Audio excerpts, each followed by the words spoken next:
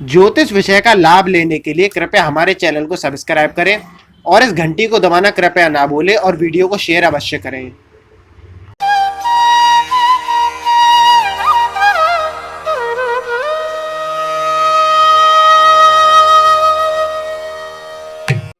वृंदावन विहारणे नमः। गोवर्धननाथाय नमः। गिरिराजधारणे नमः।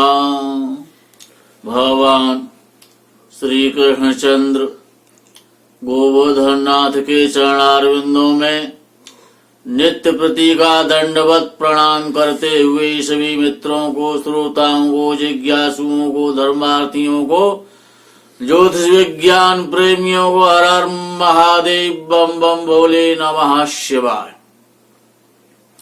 मित्रों, ज्योतिष के इस अथाह गंभीर समुद्र में सबसे बड़ा अनुभव होता है सतत निरंतर अविरल प्रयास करने का। और ज्योतिषी को कभी भी अपने को ज्योतिषी ना मानकर अपने को ज्योतिष का छात्र ही मानना चाहिए, जिज्ञासु रहना चाहिए। नए नए ज्योतिष विज्ञान में घर्षण और परिश्रम करने के बाद जिन मोतियों का वो चयन करे, संचय करे, उन मोतियों की लड़ी बना करके समाज को प्रस्तुत करता रहे, यही ज्योतिष का धर्म है, यही ज्योतिष कर्म है। ज्ञान प्राप्त करना, परोपकार की दृष्टि से समाज को उसे प्रदत्त करना, यही ज्योतिष सिखाता है। सही दिशा, सही मार्ग, सही दिशा निर्देशन ही ज्योतिष का मुख्य कार्य है। तो इसी ज्ञान और मोतियों के साथ में आज आपको भारत के अपने देश के 7वें प्रधानमंत्री स्वर्गीय श्रीमती इंदिरा जी के पुत्र राजीव गांधी, जो सबसे कम आयु के युवा प्रधानमंत्री इस देश के बने, जिनका जन्म 20 अगस्त 1944 प्रातःकाल 9:53 पर मुंबई में हुआ था। विषय बहुत सुंदर है और बड़ा गंभीर है कि भारत जैसे विशाल देश का युवा और होनहार बलवान जो अकस्मात प्रधानमंत्री बना हो, कारणवश जिसका राजनीतिक क्षेत्र से कोई विशेष संबंध ना हो, और वो अकस्मात सडनली इस देश के सर्वोच्च पद पर विराजता है और उसकी जैसे वो सडनली इस देश का प्राइम मिनिस्टर बनता है, वो जातक कारणवश इसी प्रकार से सडनली उसकी मृत्यु भी होती है। सडनली प्रधानमंत्री बनना और सडन रूप से, आश्चर्यजनक रूप से और शत्रुओं के द्वारा और मृत्यु को प्राप्त हो जाना। जब राजीव गांधी का मृत्यु खंड आता है तो वो उस समय 46 वर्ष 9 मास और 1 दिन के थे। 47वां वर्ष आयु का चल रहा था, उसे वो पूर्ण नहीं कर पाए। और जब वो प्रधानमंत्री जब बने इस देश के, तो अपनी मां की मृत्यु के कारण बने। ज्योतिष शास्त्र में ऋषियों के माध्यम से राहु सडनली जो भी कुछ करता है, अचानक करता है, अकस्मात करता है, जिसका कोई किसी को विश्वास नहीं होता। जो भी करता है आनन फानन में करता है और सडन गेन कराता है, सडन लॉस कराता है, सडन डेथ कराता है। विश्वासघात के लिए तो प्रसिद्ध है ही राहु। राजीव गांधी देश के जो 7वें प्रधानमंत्री थे, उनकी कुंडली का ये विश्लेषण प्रारंभ हो चुका है। राजीव गांधी का कन्या लग्न है। कन्या लग्न बड़ा सुंदर होता है, बलिष्ठ होता है। और राजीव गांधी काफी हाइट अच्छी थी उनकी, लंबा चौड़ा कद था और सुंदर भी थे। ये कन्या लगन का प्रभाव था। लगन में अष्टम स्थान का स्वामी, जो आयु स्थान का स्वामी बनता है, मंगल, वो एकमात्र मंगल लगन में, कन्या लगन में अष्टम स्थान का स्वामी है और अष्टम से अष्टम का स्वामी है, अर्थात तृतीय भाव का स्वामी है। दोनों ही आयु के भाव हैं। अष्टम स्थान भी आयु स्थान है और तृतीय स्थान भी आयु स्थान है। आयु स्थान का मालिक मंगल। मंगल संसार में जितने भी हथियार हैं, जितने भी प्रकार के हथियार हैं, उन सब का एकमात्र स्वामी है। केतु जितने प्रकार के बारूद है, जितने प्रकार के विस्फोट होते हैं, क्योंकि राहु राजीव गांधी का लाभ स्थान में बैठा हुआ है। 11वें भाव का राहु बहुत कारक होता है, आपको पता है। तीसरे, छठवें, 11वें का राहु आपको बहुत सुंदर बताया जाता है। तो राहु 11वें स्थान में बैठा हुआ है, कर्क राशि में बैठा है। कर्क राशि मां की राशि होती है।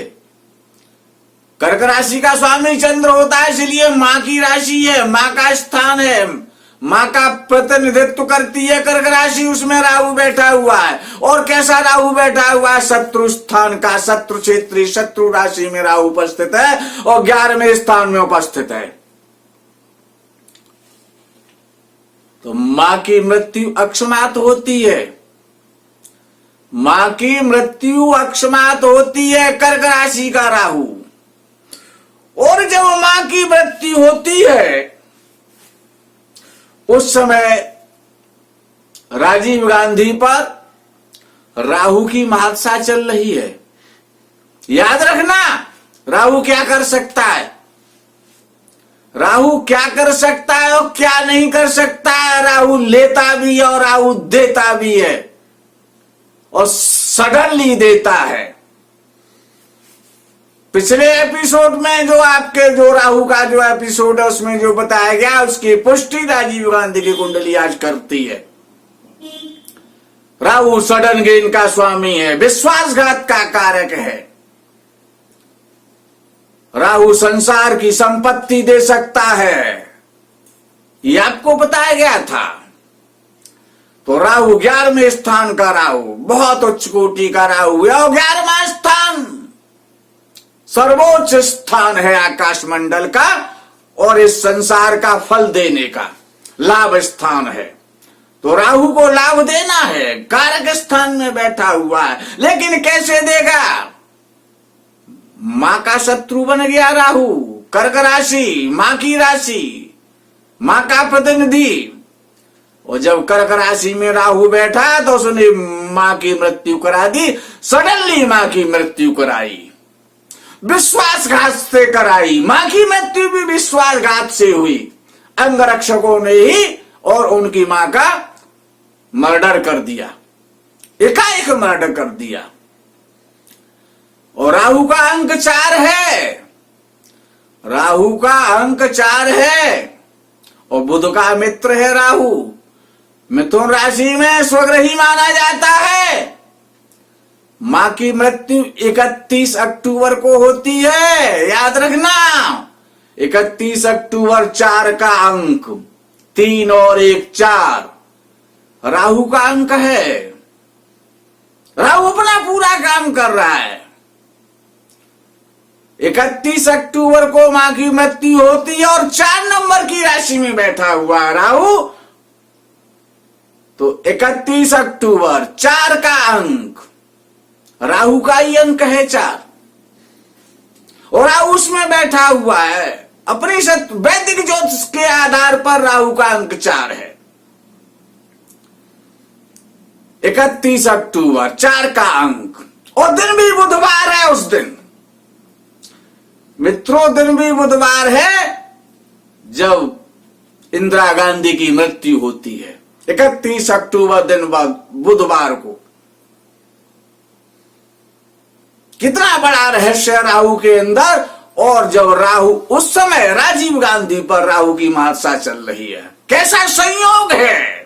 ज्योतिष शास्त्र कभी असत्य नहीं बोलता, सत्य बोलता है। सत्य का शास्त्र है, ज्ञान का शास्त्र है। विश्लेषण होना चाहिए। कर्क राशि का राहु, 11वां स्थान, क्या क्या कर सकता है? तो कर्क, जब राहु में और दशा चल रही है, राहु की महादशा चल रही है, और गुरु की अंतर दशा चल रही है, सूर्य की प्रत्यंतर दशा चल रही है। गुरु सिंह राशि में बैठा हुआ है 12वें स्थान में। 12वें स्थान में सिंह राशि है क्योंकि कन्या लग्न है, और राजीव गांधी की जन्म राशि भी सिंह है। और सिंह राशि में 12वें स्थान में बुध बैठा हुआ है, शुक्र बैठा हुआ है, चंद्र बैठा हुआ है, बृहस्पति बैठा हुआ है, और सूर्य सिंह का बैठा हुआ है। संयोग देखिए, राहु की महादशा सडन करा रहा है, जो भी करा रहा है, और विश्वासघात से करा रहा है। मां के साथ विश्वासघात, राजीव गांधी के साथ विश्वासघात। कर्क राशि दक्षिण दिशा, कर्क राशि दक्षिण दिशा का प्रतिनिधित्व करती है। राहु कहां ले जाता है मृत्यु के समय?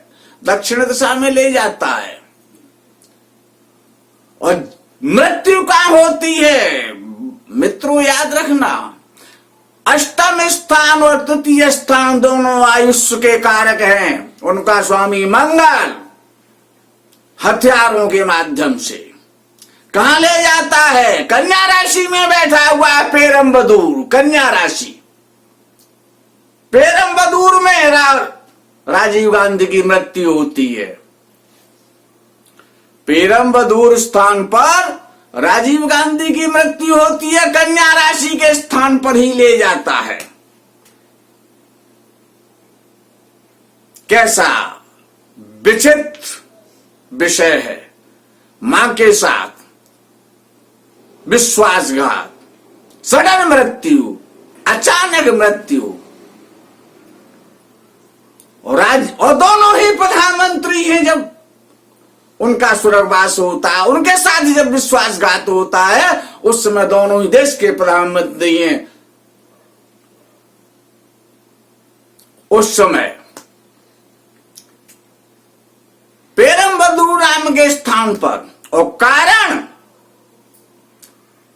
लिट्टे उसका कारण था, क्योंकि राजीव गांधी जी ने अपनी भारतीय शांति सेना और लंका को भेज दी थी। अराजकता का दमन करने के लिए शांति से सेना अगर वो नहीं भेजते तो लिट्टे उनसे रुष्ट और क्रोधित नहीं होता। और लिट्टे नाम तो जो भी है लेकिन उसको लिट्टे से जाना जाता है। नाम राशिम प्रधानत्वम जन्म राशिम निचिंतित। नाम राशि की प्रधानता है यहां। लिट्टे मेष राशि, अष्टम स्थान में मेष राशि है और मंगल लगन में बैठा हुआ है। वृश्चिक राशि नलिनी, जिस पर मुकदमा चल रहा है, नलिनी नाम की स्त्री। वृश्चिक राशि स्त्री राशि है, नलिनी स्वामी मंगल है। इस षड्यंत्र में लिट्टे और नलिनी नाम की स्त्री का मुख्य रोल है। लिट्टे अष्टम स्थान का स्वामी मंगल बनता है, मेष राशि बनती है, मंगल लगन में बैठा हुआ है, कन्या राशि में बैठा हुआ है, अपनी शत्रु राशि में बैठा हुआ है, मृत अवस्था में बैठा हुआ है।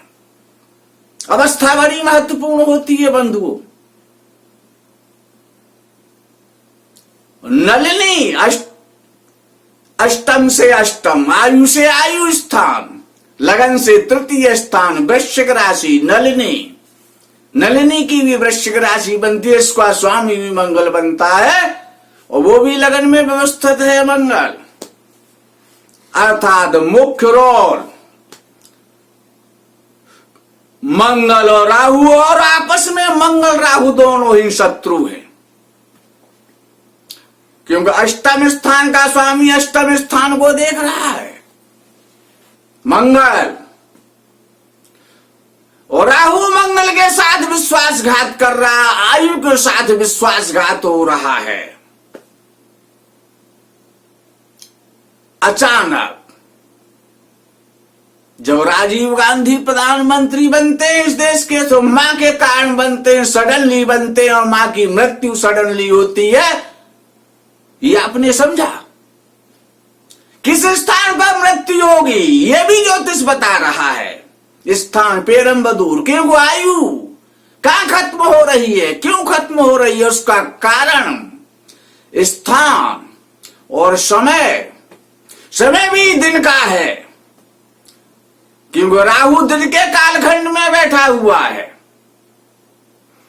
11वां स्थान, समय भी वही आ जाता है। समय भी मध्याह्न के समय का राहु तत्काल अटैक करता है, विश्वासघात करता है और उस देश के प्रधानमंत्री की मृत्यु हो जाती है। पंचम स्थान का स्वामी, क्यों राहु और केतु दोनों मिलकर के मृत्यु करा देते हैं।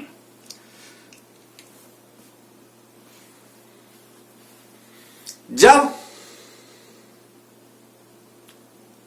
वो इस देश के प्रधानमंत्री बनते हैं तो उन पर राहु की महादशा में, बृहस्पति के अंतर, सब कुछ राहु की महादशा में हो गया, खेल खत्म। राहु ने सब कुछ दे दिया और सब कुछ ले लिया, मां को भी ले गया और पुत्र को भी ले गया, उसका नाम राहु है।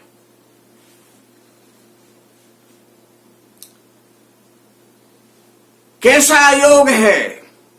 सप्तम स्थान, पत्नी स्थान का स्वामी बृहस्पति 12वें घर में, विदेश स्थान में। लगन का स्वामी बुध 12वें स्थान में, प्रेम विवाह, लव मैरिज, विदेश से। मीन राशि सबसे सुंदर राशि मानी गई है, लेकिन उसका स्वामी बृहस्पति 12वें स्थान में बैठा हुआ, विदेश स्थान में बैठा हुआ, और लग्न का स्वामी लग्नेश और सप्तमेश भोग स्थान में बैठे हुए हैं। 12वां स्थान समस्त प्रकार के भोगों को भोगने का स्थान है। प्रेम विवाह होता है, लव मैरिज होता है श्रीमती सोनिया गांधी के साथ में। विचित्र कुंडली है। पंचम स्थान का स्वामी शनि, जिसकी दृष्टि, क्योंकि शनि षष्ठेश भी बना हुआ है, छठवां स्थान, पंचम स्थान बुद्धि का स्थान है, ज्ञान का स्थान है, निर्णय लेने का स्थान है। निर्णय गलत हो गया, राजीव गांधी से निर्णय गलत हो गया, शत्रुता भरा निर्णय हो गया, शत्रु से शत्रुता करा दी बुद्धि ने, निर्णय ने। पांचवा स्थान डिसीजन का स्थान है, उसने ये निर्णय करा दिया कि आप शांति सेना लंका को भेज दीजिए। उसका कारण लिट्टे से शत्रुता, क्योंकि वो शनि साथ साथ षष्ठ भाव का भी स्वामी है और केंद्र में बैठा हुआ है कर्म क्षेत्र में। तो कर्म क्षेत्र में शत्रुता होती है, कर्म क्षेत्र में उसने शत्रुता करा दी।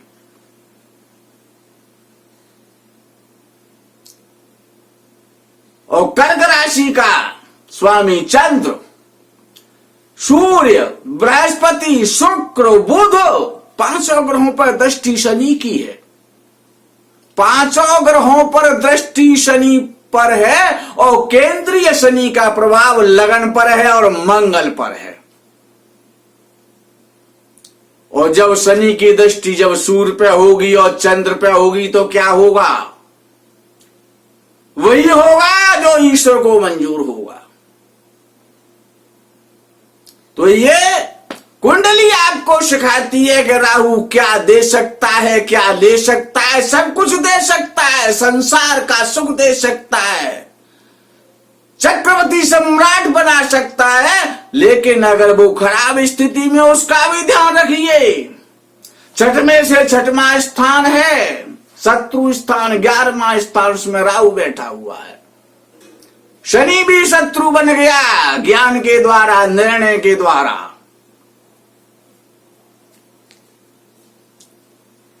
इसी आप ज्ञान का दुरुपयोग ना करें, समय का सदुपयोग करें और राहु का सम्मान करना सीख लें। राहु को समझ लें, राहु क्या है। इसी के साथ साथ में आज आपसे विदा लेता हूं। आगे के प्रकरण का आप इंतजार करेंगे। तब तक के लिए हर हर महादेव, बम बम भोले नमः शिवाय, जय गो माता की।